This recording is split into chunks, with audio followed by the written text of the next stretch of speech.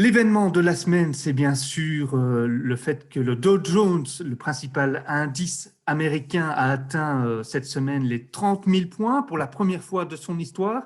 C'est un cap hautement symbolique, mais ça le montre aussi qu'il y a toujours une grande différence entre d'un côté Wall Street et de l'autre côté l'évolution de l'économie américaine.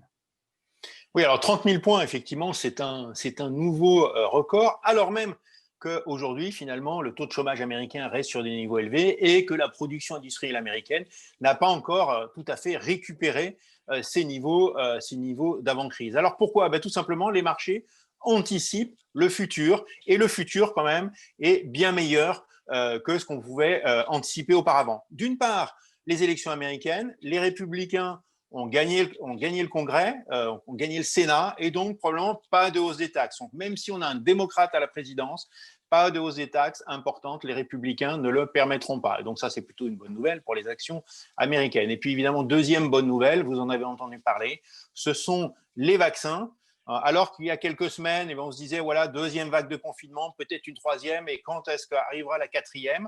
Eh bien, d'un seul coup, nous avons plusieurs vaccins qui arrivent probablement sur le marché, et donc une pandémie qui pourrait être vaincue dans le courant de l'année 2021. Et c'est ça que les marchés anticipent. On constate bien effectivement que la situation économique reste aujourd'hui difficile, mais dans 6 mois ou 9 mois, elle sera bien meilleure, et c'est le rôle des marchés financiers de l'anticiper.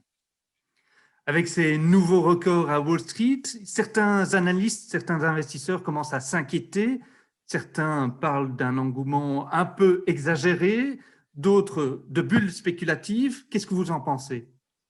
Alors nous, on serait plutôt du côté un peu exagéré plutôt que bulle spéculative. Effectivement, on a eu une accumulation de bonnes nouvelles, et quand il y a des bonnes nouvelles comme ça, souvent, il y a beaucoup d'acheteurs et les marchés arrivent sur des valorisations plutôt excessives. Donc les valorisations sont élevées, et puis quand on regarde par exemple l'opinion des investisseurs, il y a des enquêtes. Typiquement, il y a une enquête qui est menée par une association américaine des investisseurs particuliers, et cette enquête montre bien qu'il y a un optimisme extrême dans cette catégorie d'investisseurs. Puis même chez les investisseurs professionnels, il y a Bank of America qui fait une enquête assez régulière. Et là aussi, on voit que les investisseurs sont très positifs. Donc attention, il y a eu des bonnes raisons d'acheter, mais le marché étant aujourd'hui très très positif, il peut être sensible aux mauvaises nouvelles, et donc on pourrait quand même voir une consolidation si jamais, par exemple, on a la semaine prochaine une nouvelle économique un petit peu plus médiocre. Donc voilà, c'est justifié à moyen terme, mais attention, à court terme, on pourra avoir une petite consolidation quand même. Ce retour en force des investisseurs, est-ce qu'il touche toutes les zones géographiques ou uniquement Wall Street?